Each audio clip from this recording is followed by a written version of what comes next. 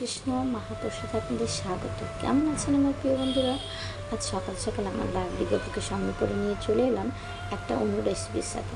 আমার লাড্ডি গপুর জন্য ডালের রাজ কচুরি। তাহলে চলুন দেখে নিই কীভাবে কচুরিটি বানাতে হয়। প্রথমে আমি রাত্রে বিউলির ডাল এক বাটি ভিজিয়ে রেখেছিলাম, সেটা খুব ভালো করে ধুয়ে আর হাফ কাপ টক দই দিয়ে আমি এটাকে ভালো করে মিক্সিতে বেটে নেব। এখানে আমি সুজি নিয়েছি 1 কাপের মতো, হাফ কাপ নিয়েছি ময়দা, হাফ কাপ আটা আর কালো জিরে, জোয়ান দেবো, স্বাদ মতো লবণ।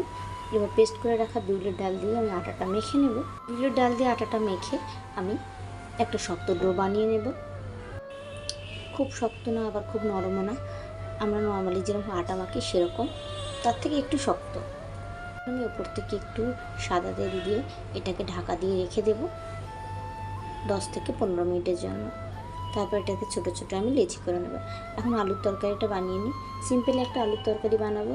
আলু আমি সেদ্ধ করে টুকরো করে নিয়েছি। কড়াই সর্ষের তেল দিলাম কালো জিরে, কাঁচা লঙ্কা বাটা হাফ চামচ, আর দিলাম আদা গুঁড়ো। খুবই কম তেলে এই সবজিটা আমি বানাবো। এখন সেদ্ধ করে রাখা আলুটার মধ্যে দিয়ে দেবো স্বাদ মতো লবণ, আর দেবো পরিমাণ মতো হলুদ। এখন একটু ভালো করে নাড়াচাড়া করে এর মধ্যে দিয়ে দেবো হালকা গরম জল। ফুটে উঠলেই তৈরি হয়ে যাবে খুব সিম্পলি কালো জিরে আলুর সবজি। এখন আমি প্রস্তুতি করে নেব। তরকারিটা ফুটে উঠতে এতক্ষণ আমার আটাটাও সেট হয়ে গেছে। এবার আমি আটার থেকে ছোট ছোট আকারের লিচি বানিয়ে নেব। দেখুন আটাটা কতটা নরম হয়েছে, আমি শক্ত করেই বানিয়েছিলাম। ছোট ছোট লিচি, ঠিক নাড়ু যেভাবে নারকেল নাড়ু বানায় সেভাবে, মানে লুচির থেকে একটু ছোট আর কি।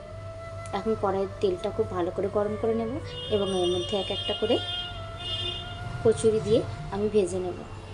সুন্দর ফুলে উঠেছে। এখন এই ফুলকো ফুলকো লুচিগুলো তরকারির সাথে আমার প্রিয় লাড্ডি গপুকে ভোগ নিবেদন করব। এবং আপনাদের এই রাজকচুরি কেমন লাগলো আমাকে কমেন্টে লিখে জানাবেন। যদি একটু ভালো লেগে থাকে একবার অবশ্যই হরে কৃষ্ণ লিখবেন। এই ছিল আজকে আমার এই রাজকচুরি এবং আলুর সবজি। একটু অন্যরকম কচুরি খেতে গেলে আপনাকে এই কচুরিটা একবার হলে বানিয়ে দেখতে হবে। প্রতি বছরের ন্যায় এবছর আমরা ভক্ত সঙ্গে একটি পারমার্থিক ভ্রমণে যাওয়ার জন্য প্রস্তুতি নিচ্ছি। গোনা মাত্র আর কয়েকটা দিন বাকি, এখনও কিছুই গোছানো হয়নি, লাগেজ নয় কিছু নয়। কীভাবে করব জানি না, সবে কৃষ্ণের ইচ্ছায়। আর আমার কোনো ছুটি ছাটাও এখন নেই, পুজোর কাজ প্যাকটা চলছে।